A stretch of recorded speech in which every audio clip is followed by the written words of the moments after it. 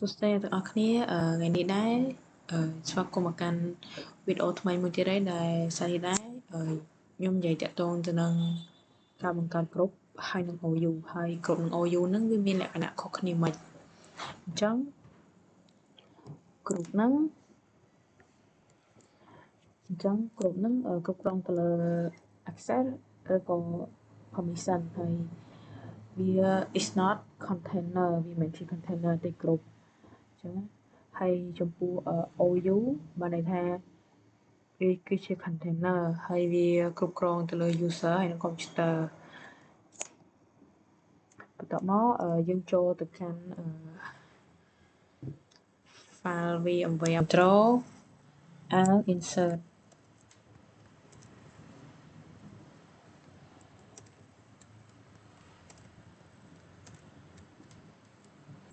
អញ្ចឹងយើងធ្វើការ log ហើយយើងវាយ password មក password ដែលយើងដាក់កាលពីលើកមុនគឺ abc 123យើងធ្វើការ log ចូលអូខេចុច cancel សិនណាអញ្ចឹងដើម្បីចូលទៅក្នុង Active Directory User and Computer យើងចូលកន្លែងនេះមកហើយយើងយកពាក្យថា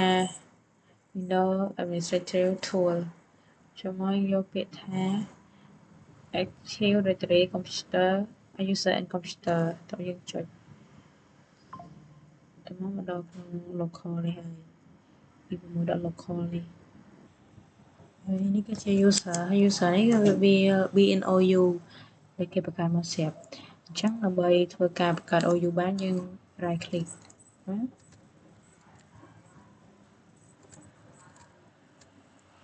យើងយកពាក្យថា new ហើយចូលដាក់ OU ចឹងយើងបង្កើតមកដាក់ថា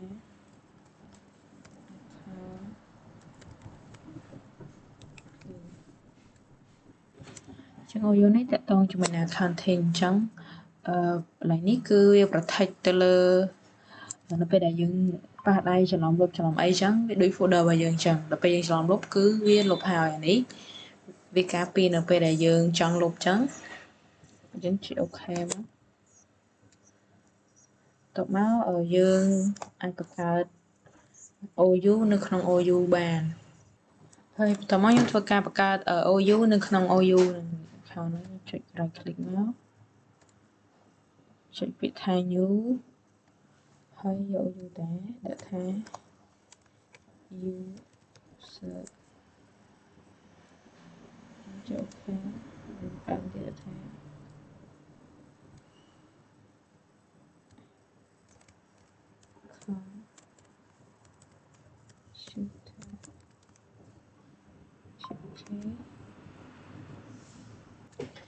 ដូច្នេះយើងឃើញហើយគឺយើងអាចបង្កើត OU នៅក្នុង OU ខ្លួនវាបានអញ្ចឹងណាហើយ user នេះបង្កើតឡើងដើម្បីផ្ទុកនៅ user ហើយនេះផ្ទុកនៅ computer account អញ្ចឹងនៅក្នុង domain អាចមាន OU ហើយក្នុង OU អាចផ្ទុកនៅ OU ខ្លួនឯងបានបន្តមកទៀតបើសិនបើជាយើងចង់លុបអញ្ចឹងគឺយើងលុបអត់បានទេដោយសារតែយើងមកអ្នក protect ហើយគឺលុបអត់បានទេ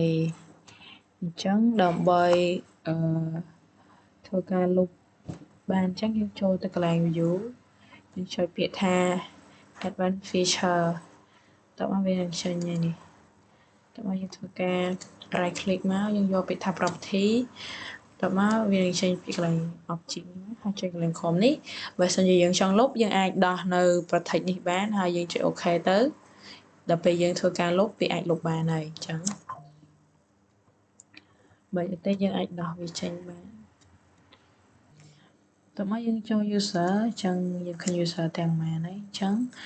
administrator ហ្នឹងយើងគួរតែ disable account ចោលដើម្បីការពារ hacker អញ្ចឹងណាបងប្អូនអញ្ចឹងដើម្បីឲ្យពេល disable ដើម្បីឲ្យ hacker គាត់ទេទាំង user និង password អញ្ចឹងជា O ទេ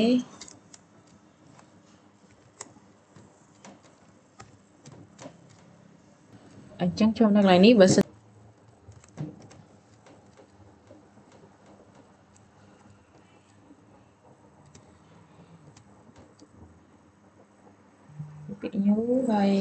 user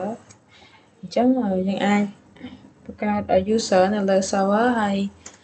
ខាង client ហ្នឹងគាត់អាច login ចូលមកប្រើប្រាស់បាន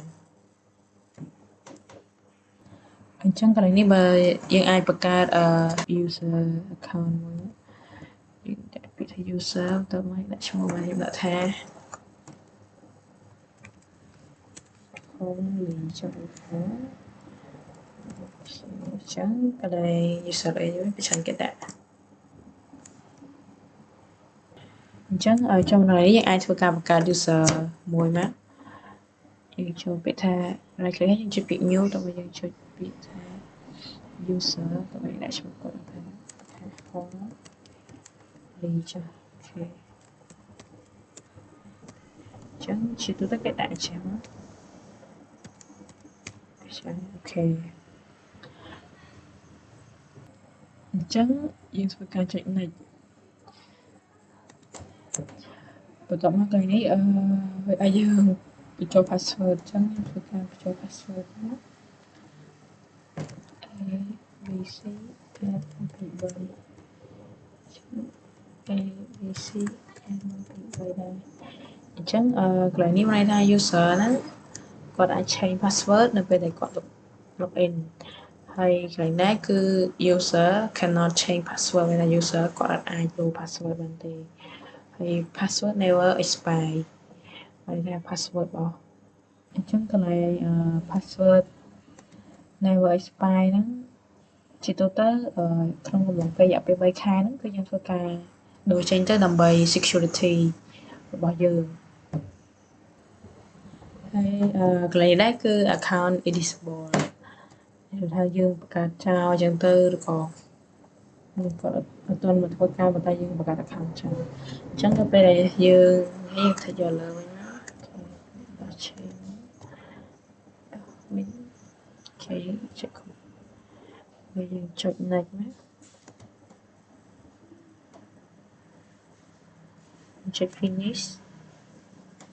អូខេអញ្ចឹងយើងបង្កើត account គាត់មួយគាត់ឈ្មោះ Hongli account របស់គាត់អញ្ចឹងវាមានព័ត៌មាន address account មាន proof នេះបើសិនជាយើងចង់ update ព័ត៌មានអីទៀតយើងធ្វើការចុច right click មកហើយចុចយកពាក្យថា property អញ្ចឹងចូលមកដល់នេះវាអាចឲ្យយើងពេញនៅព័ត៌មាន address របស់គាត់អាសយដ្ឋានមានលេខទូរស័ព្ទអីផ្សេងរបស់គាត់មាន telephone organization login hour អញ្ចឹងយើងអាចកំណត់ម៉ោងឲ្យគាត់ធ្វើការគាត់ធ្វើការពីថ្ងៃណាដល់ថ្ងៃណាអញ្ចឹងខ្ញុំគឺទៀមសិនចុច log on អញ្ចឹងឧទាហរណ៍ថាយើងកំណត់ឲ្យគាត់ធ្វើការពីម៉ោងឧទាហរណ៍ធ្វើការពីម៉ោង8ទៅឧទាហរណ៍ម៉ោង8ចេញធ្វើទីម៉ោង8ដល់ម៉ោង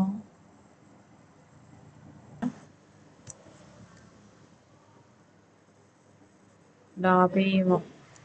អញ្ចឹងគាត់ធ្វើការពីម៉ោង8ព្រឹករហូតដល់ម៉ោង5ល្ងាចអញ្ចឹងនៅពេលដែលគាត់អាច log ចូលបានហ្នឹងនៅពេលដែលគាត់ធ្វើការពីម៉ោង8ដល់ម៉ោង5ទេមិនគាត់មានសិទ្ធិ log បានហើយពីថ្ងៃច័ន្ទរហូតដល់ថ្ងៃសុក្រអញ្ចឹងយើងដាក់ដូរមកអនហ្នឹងណាអញ្ចឹងវាចេញហើយបន្ទាប់មកយើងថាចុចអូខេទៅខ្ញុំចុចយើងចូលមកកន្លែង computer មានថាគាត់អាចយក computer ដែល join domain ទាំងអស់អាច log ចូលបានប៉ុន្តែទី2នេះមានថាយើងអាច specific បានអញ្ចឹងយើងអាចដាក់ computer របស់ client របស់យើងមាននៅនេះនេះមាននៅកន្លែង computer នេះគឺ client នេះ client នេះគឺជា computer ដែលយើងបានធ្វើការ join domain អញ្ចឹងយើងធ្វើការចុច add មកតើយើងចុចអូខេ ន្លែងនេះមានថា never account expire F add ហ្នឹងកន្លែង add off នេះមានន័យថាមានរយៈពេលកំណត់ឧបមាថាគាត់មកធ្វើការមកធ្វើជាកម្មសិក្សារយៈពេល3ខែ4ខែអញ្ចឹងវា expire នៅពេលដែលគាត់ចប់ចឹងកន្លែង member of ហ្នឹងមានន័យថាគាត់ស្ថិតនៅក្នុងក្រុមមួយឈ្មោះថា domain user ហើយចំពោះកន្លែង remove នេះបើសិនជាយើងធ្វើការ remove គាត់អញ្ចឹងគាត់លែងថា login ចូលហើយកន្លែងនេះយើងអាច add គាត់ចូល group ផ្សេងៗបានអញ្ចឹងកន្លែងនេះបើសិនជាយើងចង់រៀបចំឲ្យគាត់ធ្វើនៅ accounting អញ្ចឹងយើងអាចធ្វើការmove គាត់ទៅខាងក្នុង accounting បានយើងចុចពាក្យថាចឹងយើងធ្វើការ move គាត់ទៅហ្នឹងគេ accounting ហើយនឹងយកចូល user តោះយើងចុច OK អញ្ចឹងយើងឃើញឈ្មោះគាត់បាត់ពីកន្លែងហ្នឹងយើងចូលទៅកន្លែង user មកអូខេអញ្ចឹងនេះ user របស់គាត់គឺ Hongli នៅក្នុងនេះក្នុង user បន្តមកទៀតcomputer របស់គាត់ណា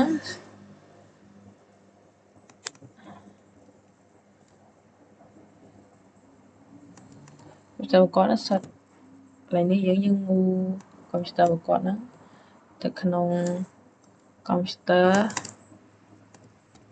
នេះមកហើយយើងចុច OK អញ្ចឹងតែមកកន្លែងនេះបាត់ហើយមកកន្លែងនេះគឺ client computer របស់គាត់ហើយយើងចំណេះគឺយើងអាចគ្រប់គ្រងបានទាំងលើ user ហើយនិង computer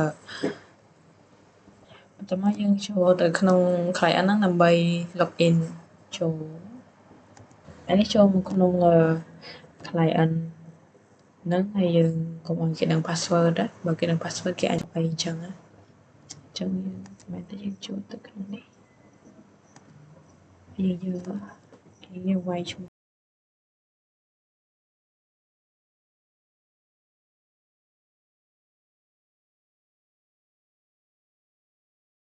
អញ្ចឹងនៅពេលដែលយើងធ្វើការ login ហើយ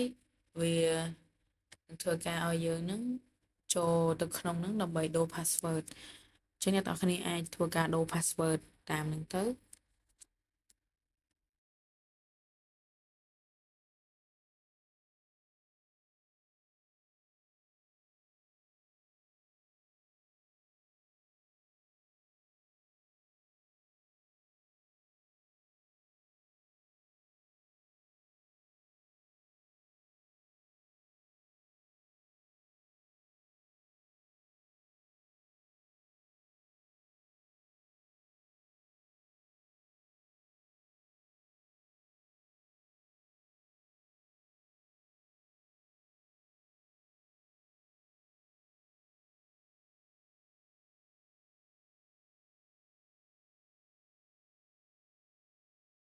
បានទេអញ្ចឹងយើងសាកលុបចូលមកថ្ងៃនេះវាយ control L insert អូខេអញ្ចឹងយើងចូលទៅឈ្មោះគាត់មកហើយយើងធ្វើការវាយ password មិញរបស់យើងហ្នឹងមកអូខេ folder ខ្ញុំវាយ192.168.1.1 អញ្ចឹងគាត់អាចចូលទៅមើលបានតែមកយើងធ្វើការសាក log មកគឺអត់ចូលទេដោយសារតែយើងតែគាត់អត់អាចបង្កើត folder បង្កើតអីបានទេគាត់ថាគាត់មានសិទ្ធតែត្រឹម read only តែប៉ុណ្ណោះអូខេហើយអញ្ចឹងបន្ទាប់មកយើងអាច share folder ហ្នឹងនៅក្នុងពិធីមួយផ្សេងទៀតគឺយើងចូលទៅក្នុង all server មកវាមាន share អញ្ចឹងយើងជ្រើសយក share ហើយបន្ទាប់មកយើងយកពាក្យថាគេខ្ញុំតិចទៅយកថា task ខាងលើនេះយើងដាក់ថា new share អញ្ចឹងបន្ទាប់មកយើង share ហ្នឹងគឺយើងយកពាក្យ SMB share quick អញ្ចឹងចុច next តបចុចនេះហើយយើងប្រើយើងចុច select ខាងក្រោមនេះមកហើយយើងប្រើទៅកាន់ folder ដែលយើងចង់ share អញ្ចឹងគឺ folder finance អញ្ចឹងយើងចុច select ហើយតបមកយើងចុច next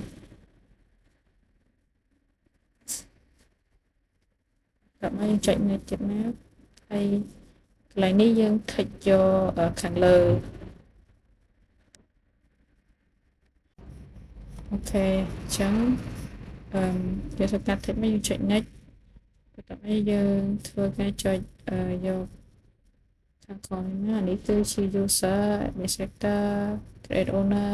តើយើងចូល share អញ្ចឹងពេលដែលចូល share ហើយយើងធ្វើការ remove everyone ចេញព្រោះបើយើងដាក់មកន័យថាគ្រប់គ្នាគាត់អាចចូលមើល file នឹងបាន folder នឹងបានអញ្ចឹងតើមកយើងចុច OK ចុច next ហើយយើងចុច create